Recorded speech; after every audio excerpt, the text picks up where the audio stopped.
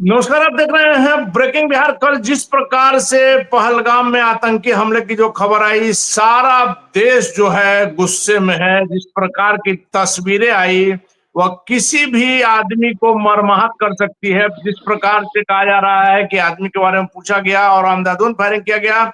सबसे बड़ा सवाल है कि जब जम्मू कश्मीर अपने पुराने स्थिति में वापस लौट रहा था, वैसे में यह आतंकी हमला क्या कुछ इशारा करता है?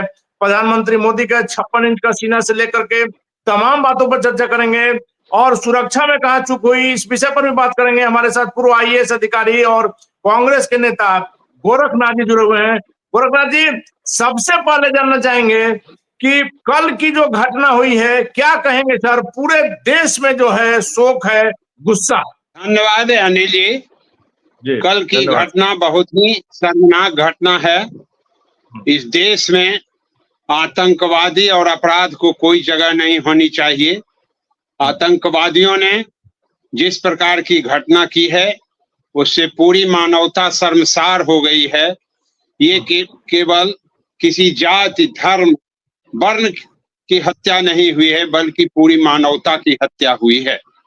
और इस हत्या के लिए जिम्मेवारी भी उसी तंत्र के ऊपर जाती है जो तंत्र इस हत्या के रखवाले हैं, जो तंत्र वहां के गृह मंत्रालय के जिम्मेवार हैं। देखिए कि पूरे देश में नेताओं के पर सुरक्षा काफी बढ़ा दी गई है। प्रजातंत्र में पूरा तंत्र प्रजा के लिए काम करती है। ये मानवता की जो हत्या हुई है, इसके लिए आतंकियों के विरुद्ध कड़ी कार्रवाई करने की जरूरत है।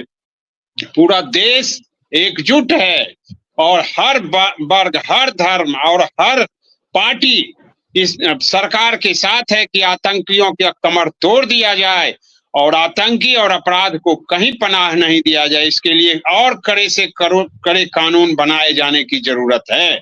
देखिए, तो सबसे बड़ी और महत्वपूर्ण बात आपने कहा है सर। हालांकि देखा जाता है कि विपक्ष हर बात में सरकार की खिंचाई करता है, लेकिन आपने सीधे तौर पर कह दिया कि देश की बात है, सुरक्षा की बात है, कोई समझौता नहीं, पूरे लोग एक साथ हैं। लेकिन सवाल उठता है सर कि आखिर जब आपने देखा, बड़े अधिकारी आप रहे हैं, जब कोई छोटा सा फंक्शन कहीं होता है तो वहां सुरक्षा बल मुहैया कराया जाता है। किस कारण से, जब पता है कि जम्मू कश्मीर वर्तमान स्थिति जो है कुछ पहले से बेहतर है, लेकिन जो उग्रवाद प्रभावित इलाका रहा है, वहां जो इतने लोग जुटे हैं, मिनी स्विट्जरलैंड कहा जाता है उस जगह को, क्यों वहां पर एक सिपाही भी नहीं था? सेना तो छोड़ दीजिए, इसके लिए कौन जिम्मेवार है? इसके लिए सरकार जिम्मेवार है। जो गृह मंत्रालय, चूंकि वह केंद्र शासित प्रदेश है, तो गृह मंत्रालय, गृह मंत्री सीधे तौर पर जिम्मेवार हैं। अगर आपको वाहवाही आपको मिलेगी तो गाली भी आप ही को मिलेगी। अगर बड़ाई आपकी होगी तो खिंचाई भी आप ही की होगी। अगर लाभ किसी भी कार्य से आपको मिलेगा तो हानि की भी जिम्मेवारी आपको उठानी पड़ेगी। तो इसके लिए मैं पूर्णतया गृह मंत्रालय को जिम्मेवार मानता हूं। क्या ऐसे नेताओं को मैं देखता हूं कि जिसके ऊपर 36 गार्ड, 70 गार्ड लगाए गए हैं, उनको सुरक्षा की क्या जरूरत पड़ गई है, लेकिन आम जनता निरीह के रूप में मारा गया। ये कल्पना कीजिए अनिल बाबू कि जिसकी शादी 1 महीना पहले हुई और उसके पत्नी के आगे पति की हत्या कर दी गई, कितनी दर्दनाक ये घटना है। और वो तस्वीर जो है वो हृदय विदारक तस्वीर है। और यही हम कहना चाह रहे हैं कि आज आप कुछ भी कर लीजिए, उसका जो शोक है, उसका जो दर्द है, तो कोई दूसरा नहीं समझ सकता, उसके परिवार के लोग नहीं समझ सकते हैं जिस कष्ट में, जिस दर्द में वो लड़की होगी। और नेता लोग भारी भरकम सुरक्षा घेरे में चल रहे हैं। आखिर उनको किससे डर है? जनता को राम भरोसे छोड़ दिया गया। जनता को सुरक्षा की जरूरत आम जनता को है। आम जनता के टैक्स से सरकार की व्यवस्थाएं चलती है, सरकार का तंत्र चलता है। लेकिन बहुत ही उल्टी स्थिति हो गई है कि सरकार के जो मालिक हैं, जो मंत्रालय के मंत्री लोग हैं, वो अपनी सुरक्षा में ज्यादा से ज्यादा ध्यान देते हैं और राजनीति करने के लिए जेड सुरक्षा, वाई सुरक्षा लोगों की बढ़ा दी जाती है और आम जनता निरीह के रूप में छोड़ दिया जाता है। मैं भारत सरकार से मांग करता हूं आपके चैनल के माध्यम से कि जहां भी जो भी पिकनिक स्पॉट है, जो भी पर्यटन स्थल है, उसे पूर्णतया सुरक्षित कीजिए, वहां अपनी सुरक्षा व्यवस्था बढ़ाइए और आतंकवाद पर कड़ा नियंत्रण किया जाए, अपराध पर कड़ा नियंत्रण किया जाए। न्याय व्यवस्था को भी स्ट्रीमलाइन करने की जरूरत है। अधिक से अधिक न्यायाधीशों का पद क्रिएट किया जाए, न्यायाधीशों की संख्या बढ़ाई जाए, ताकि अपराधी और आतंकवादी का स्पीडी ट्रायल हो और उसे कठोर से कठोर एक समय सीमा निर्धारित कर दिया जाए। सर एक चीज मानेंगे ना कि आतंकवाद के मोर्चे पर इस सरकार का कदम बहुत सराहनीय नहीं कहा जाएगा, क्योंकि जब रिजल्ट सामने नहीं आ रहा, आपने देखा जब पुलवामा हमला हुआ था उसके बाद लगा कि कुछ ठोस कार्रवाई होगी।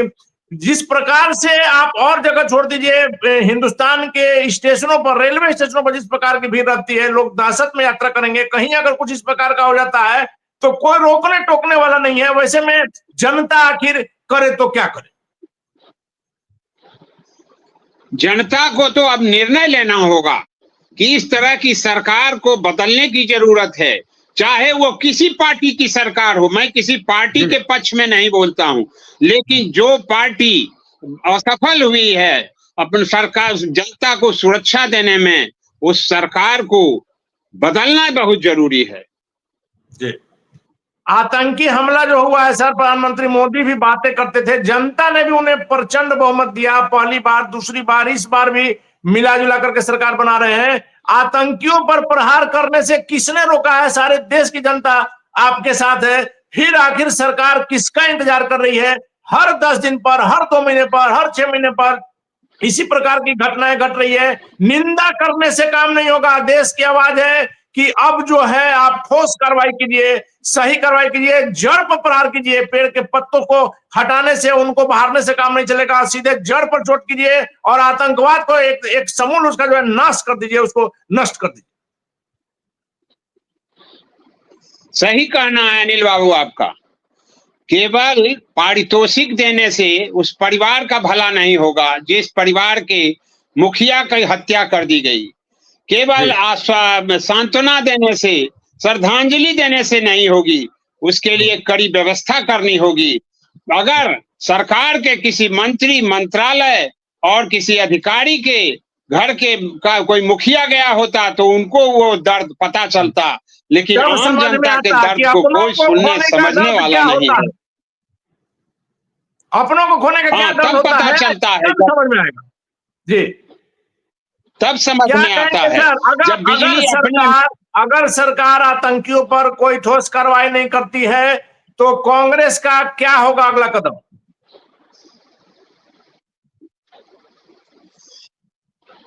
कांग्रेस का कदम होगा, सरकार का घोर भर्त्सना करेगी, विरोध करेगी, सड़कों पर उतरेगी और सरकार के विरोध में कार्रवाई करेगी।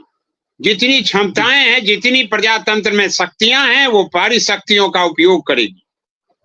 एक बात तो सर आप मानेंगे भी, मेरा आखिरी सवाल भी रहेगा कि अब कैंडल मार्च करने से, निंदा करने से काम नहीं होगा। जरूरत है कि आतंकी जहां से आ रहे हैं उसके जड़ पर प्रहार कीजिए। प्रधानमंत्री मोदी जी, सारा देश आपके साथ है, ठोस निर्णय लीजिए और कड़ा जवाब दीजिए। और कांग्रेस पार्टी भी प्रधानमंत्री मोदी के इस कदम में साथ देगी। सारी पार्टियां, देश में जितनी पार्टियां हैं वो सारी पार्टियां सरकार के साथ है।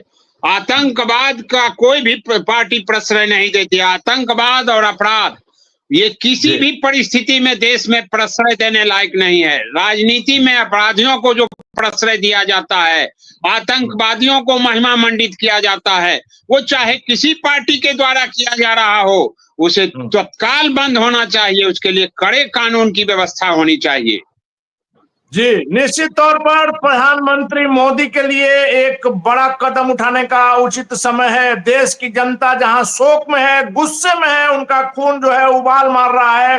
आतंक से जनता का मन उब गया है, डर के साए में नहीं जीना है। एक बार प्रधानमंत्री मोदी जी कड़ा निर्णय लीजिए। सिर्फ एयर स्ट्राइक से काम नहीं होगा।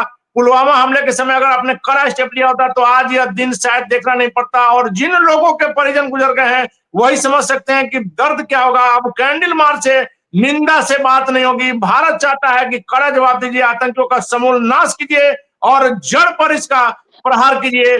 पत्तों को खाली तोड़ने से काम नहीं चलेगा। और आपके इस कदम में पूरे देश की न सिर्फ जनता साथ है, बल्कि कांग्रेस पार्टी जो कि सबसे बड़ी पार्टी है, विपक्ष में भी है। और गोरखनाथ जी का दावा है कि तमाम पार्टियां राजनीति अपनी जगह पर है, लेकिन देश की सुरक्षा के साथ कोई समझौता नहीं हो सकता है। वैसे में प्रधानमंत्री मोदी कड़ा कदम ले, देश की जनता के साथ साथ सारा विपक्ष आपके साथ है।